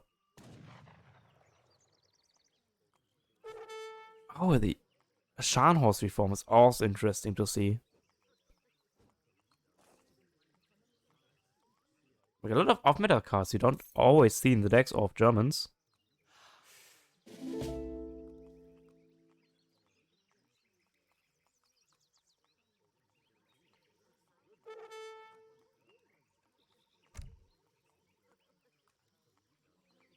A scary front. Germany, yeah, scary indeed. Okay, they both should be soon aging up. With the Quartermaster, while Frontline, I guessing also with the Quartermaster, right? Would only make sense. Yep, indeed, there is a Quartermaster. Chopping now wood for the TP during transition.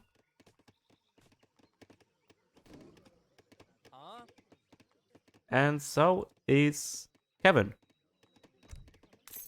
For the beautiful German tongue. Which gives him 2 Saddle Wagons and a Commandery. Which is... in this case, only a stable. Quote unquote. But also an outpost in one.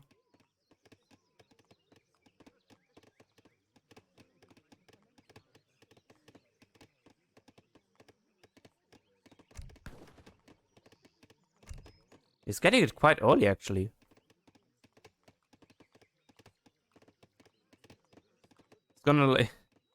It's gonna come in closely after he aged. Really good timing there. Kevin also getting another 100 food.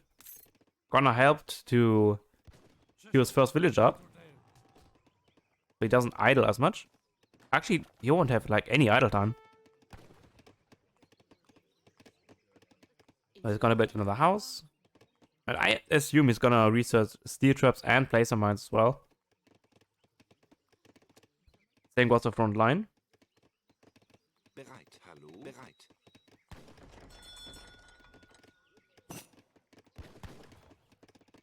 Aufgabe? Putting in the other hunts. Same for Kevin. 3 Saddle Wagons compared to...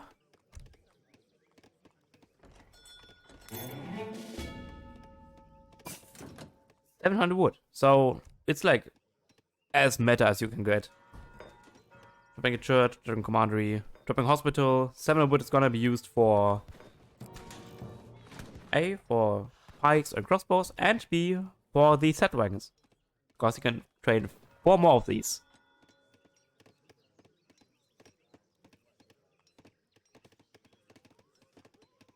Germany interestingly going for a Rex start as well. Training some pikes. Yulin's going for raid. Or trying to. So they're not gonna achieve as much because look at that. Right on the TC. Kevin always on top of the herding. Beautiful to see.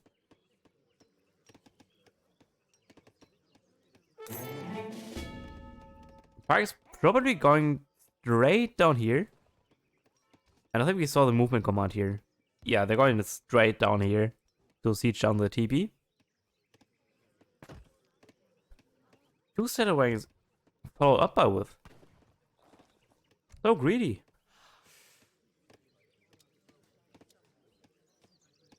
And the same side, Bitcoin construction is gonna be sent in. So you gotta play the greed game. Here taps in and place mines not quite yet. Might not opt to go for it. If he goes for both pikes and never gathers coins, there's no need to get the placer mines.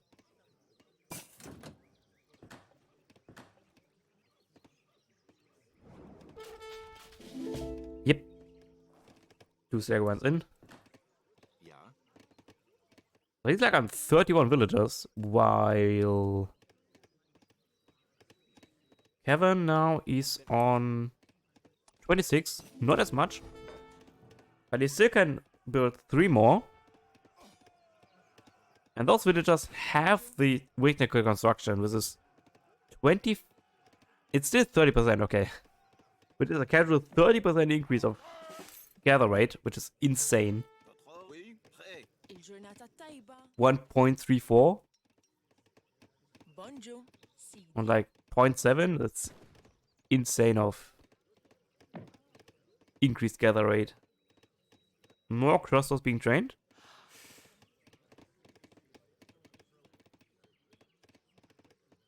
Has Kevin scout? No, he hasn't scouted the enemy base at all. He saw the pikes, so he most likely knows that Germany went for a wreck start. Sieging on the market. Units trying to raid, trying to be pesky. But the market is not going to be of a much usage anymore. He got all the upgrades he needed. Got street traps. Got gangster. Standing in 700 coin afterwards. While Frontline has sent 700 coin himself and is opting for an age up. Also dropped the church. Amalgamation also being researched. Ooh, I like that. I think he also researched amalgamation on the France game, didn't he?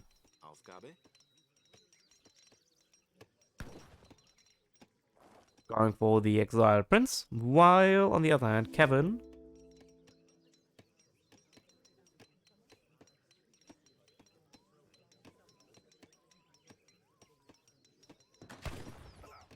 actually rebuilt the market at the same spot. I like that. It never happened. The market never went down.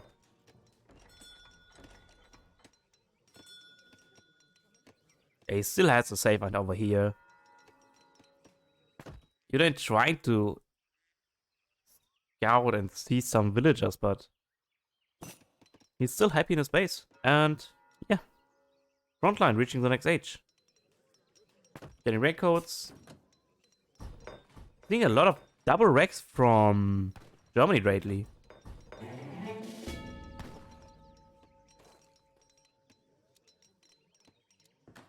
Like Kevin also went for a double barrack start when he was against Frontline's France. 8 skirmishers on the way, 10 more being trained. While Kevin is aging up with the bishop. Might send in hospitality. Which he is. Which saves up like half the age up time. It's gonna jump to right here. Right there.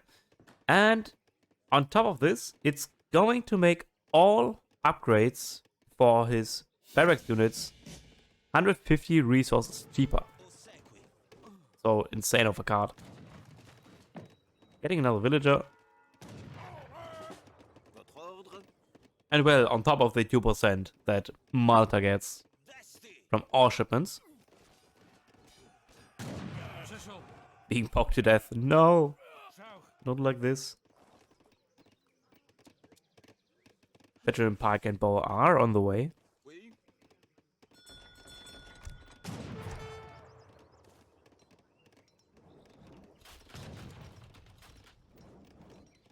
Nee, Morse gun reinforcing.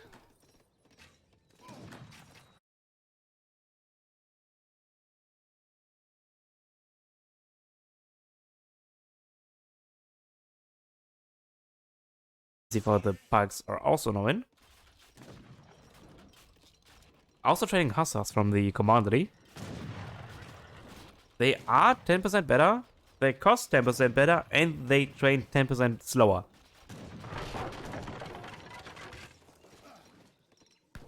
And they also shadow tech for a matter of fact. Stealing down houses, being pesky with the pikes. Because they are not much of a usage at the moment. So might as well use them for siege purposes. Game being paused. It's a good card, yes. It truly is. The score is 2-2. You can see it if it's in the mouse. Oh, wait. I didn't... Wait. No. There we go. Sorry, I messed it up. I thought I had the bar up, but I didn't. There we go. 2-2 for Kevin. Micro time. Yes, yes, yes. Time to micro the TC. Unsnaring units. Yeah. Abuses the range advantage the skirmishers have. But soon or more, spearboats on the way. Which increases the range of the crossbows by a whopping 2.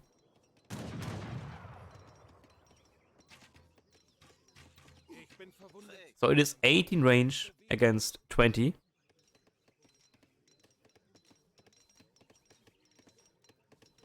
The second TC is up here. Which... Frontline didn't scout it yet.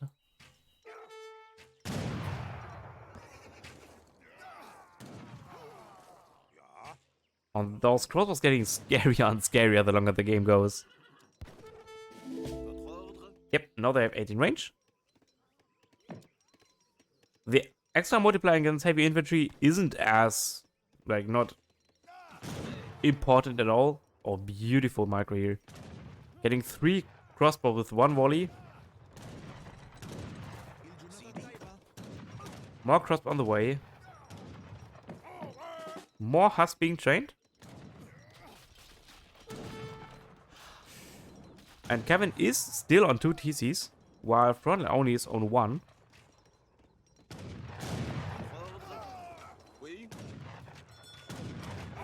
Yeah, they are like almost on par now with the skirmishers. Only 10 HP difference. Huge LMS. Veteran Yulan has been researched. Beautiful Dragbox micro here. The pike mass is dwindling really quickly, actually.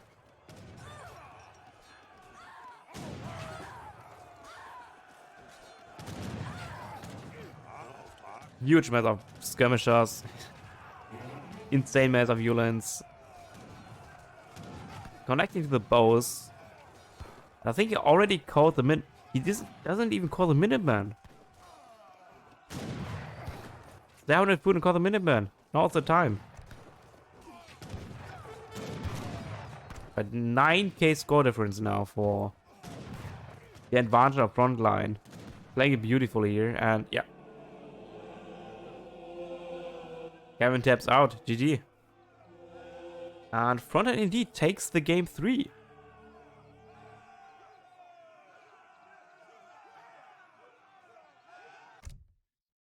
Unexpectedly. I think most people were rooting for Kevin.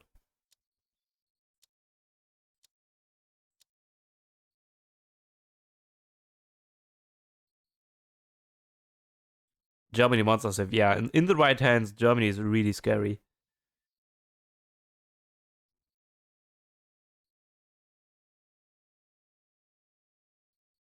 $1.3k resource shipments, yeah, because of the 3 extra units they get. Really good. Yeah, let me send you over to the transition screen to finalize the scoreboard.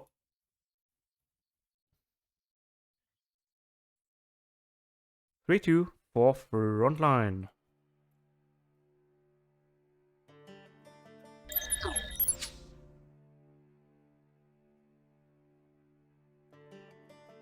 Thanks for the cast. Thanks for listening.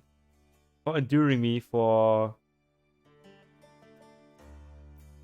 2 hours, maybe? Yeah, I think about 2 hours. For enduring me for 2 hours.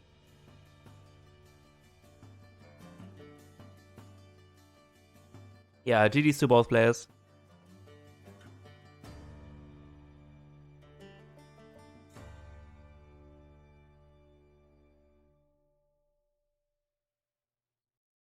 Yeah, Kevin also in here for the good sports, calling GG's.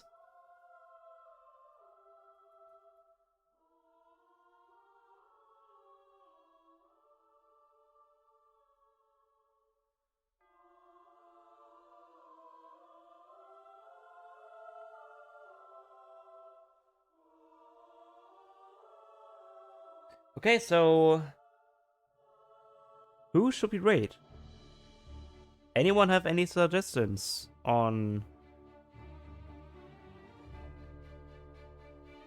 the raiders?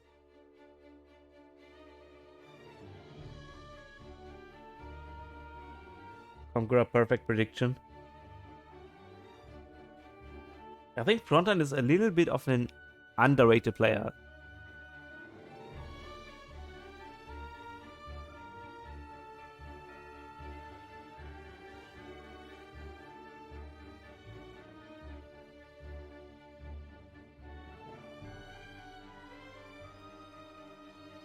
Is there a website where we can look for AoE 3 rags?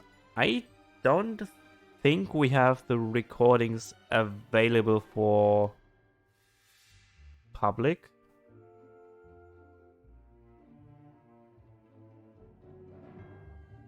But I think there might be recordings. Because a lot of people are asking for the recordings.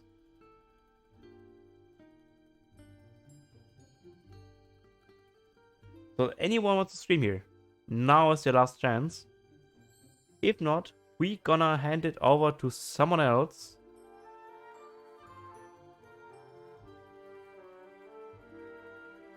You would have had Nick, Timojin, and that's like the only two we would have got.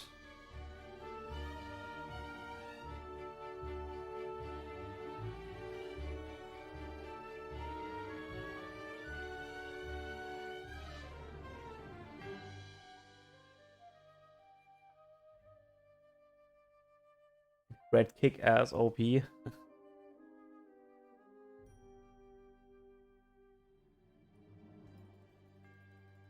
No? BHB Ghetto BR.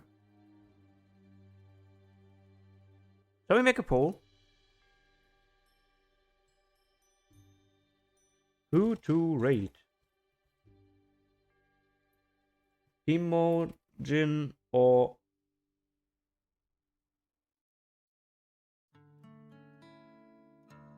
what's the name of the dude again?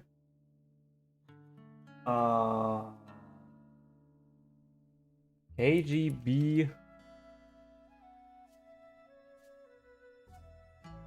Gatau BR. I'll give it like a minute before we hop off.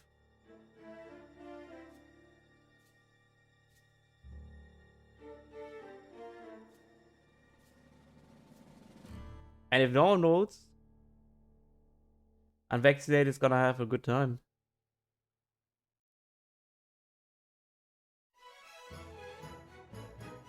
That's happy music. What is that?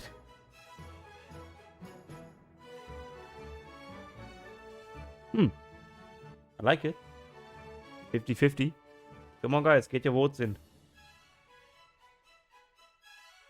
I can vote myself, can't I? I vote for Timo. So it's now 2-1.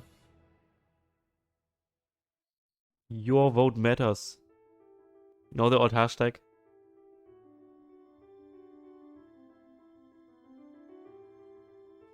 Oh yeah, it seems like Timojin is taking over. Taking the lead here.